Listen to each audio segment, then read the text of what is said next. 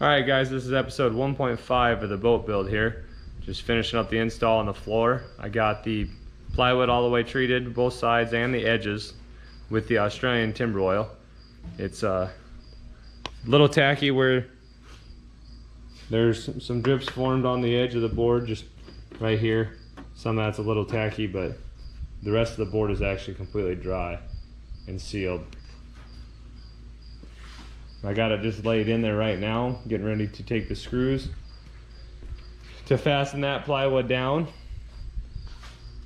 I have some number 12 by 1 inch flathead Phillips screws. An 1.25 inches probably would have been a little bit better, since that rib's an inch and a half deep, plus you have the 3/8 inch plywood on top, sitting on top of that. But I couldn't find, they didn't have any 1.25 inches, but inch will do. There'll be enough there, because I'm going to countersink that down into the plywood. So the screw head is just flush with the top of the board. I'm going to drill pilot holes with just a smaller bit, drill some pilot holes before putting the screws in, just to help them get started. I'm going to take a snap line or a chalk line, and I'm going to go from the center of the rib to the center of the rib and snap the chalk line, so that I got a straight line to go off of, where that way I know I'm hitting the middle of that rib as I put those screws in.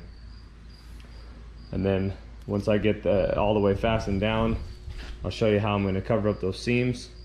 The center seam here in between the two boards, and the front and back seam there underneath the seats. I'll get you guys set up on a time lapse. We'll get a time lapse of this one, kind of going through there and how I'm holding the board down and screwing them down and then I'll show you how it looks after that, and then we'll get into covering those seams up.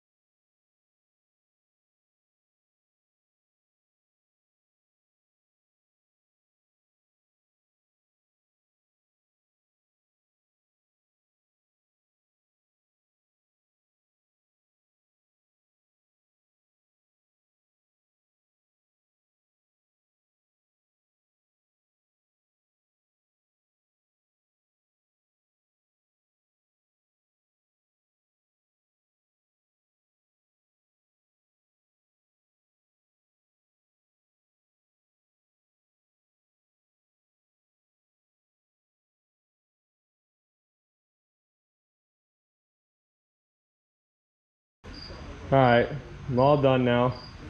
Got all my screws in, holding the floor down, and I intended on skipping every other rib, at least on the flat portion of the floor, and then probably doing every rib on the curve. I end up really just doing about every rib anyways, because up front here I had to go the first 3 ribs, because that's where the main portion of the curve of the floor is, to help hold that board at that curved angle, which take it off, and later on, like a year from now, when I go to clean the bottom of the boat out, that board will probably be at a permanent curve. But so I have the first one, I actually put 4 screws across. Then here I went 3, kind of came in a little bit, and then centered, holding the center of the board there. Then here I did it again 4. I did one closer to the edge, a little bit off, same thing on the other side. And I matched them. I measured off the edge of the wall to make them even, so they looked okay. Here I just did 3 on this one going across, did each side and 1 in the center. This one I just did the outside edges, didn't do anything in the center. And then across the seam I got my 1/8 inch aluminum flat bar. And that pinches down both sides, both pieces of plywood down, and that's right down the seam of that.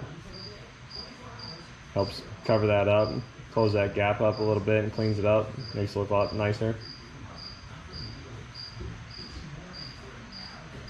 Then I hear on this piece, it's a shorter piece, and with the warpage of the plywood drying out and putting that Australian timber oil on there, it kind of stiffened up, so it's actually got waves in it, so it puts like bubbles in there, and with that foam board underneath it crackles, and you can kind of hear it, you know, walking on it and stuff. So I put more extra screws in there, hoping to pinch that down and sandwich it down, kind of take some of that noise out of it.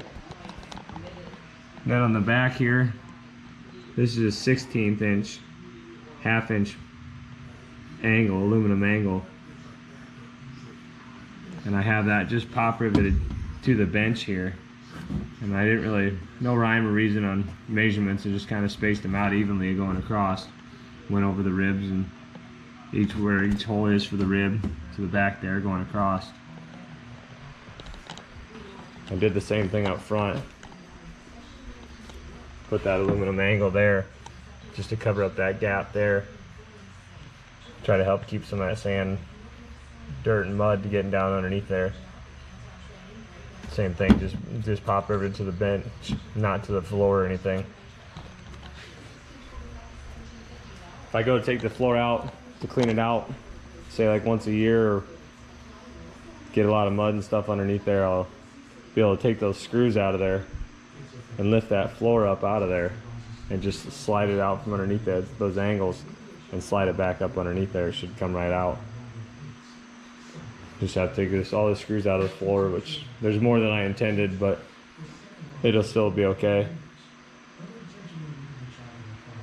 You go to put it back in, as long as I can save this piece of plywood, just take a pick set and stick it down to the hole and line those holes back up to be able to reattach that floor back down using the same holes. I end up having to switch the screws I had, because the ones I had, they weren't long enough. They didn't have the right size, so I had to go, these are number 10s instead, using 1.5 inches. I tried using those inch, and then I have also 1.25 inches. Neither one of them were long enough, so I ended up having to go to another store this afternoon and get these. But the floor is officially all the way installed.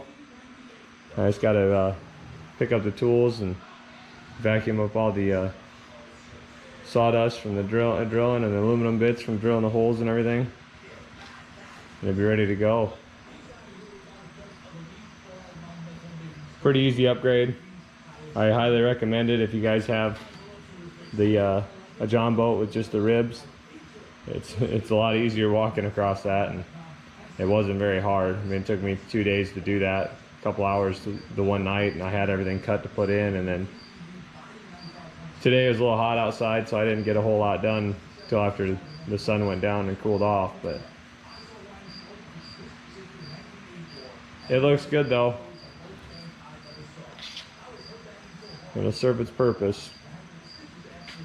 And I have I can build gun boxes on the side here, because in this space of the boat, this angle here to there, a lot of that's just dead space. I mean, you can use it for rod holders, putting your, to transport your rods with you. Eventually I want to build gun boxes in here, like a bench or a gun box down the side, and I might just come over 1 inch, 1.5 inches or 2 maybe off the floor, and come up and then over, and then still come down and leave this down a little ways here to the top of the benches. But to be able to build a gun box in there to take up some of that dead space there, and by doing that, it'll actually cover up these pockets on the side here to help keep even more of that stuff out of there. If I do those, I'm going to make them where they can bolt in.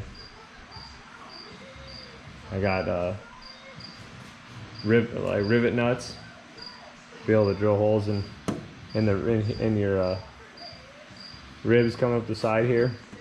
put those rib nuts in there and be able to just use some screws or bolts and bolt that in where it's removable. So when it is time to clean the bottom of the boat out, take a couple bolts out, day project maybe to get it all out and clean it. You know, come spring, just do it every spring maybe or something.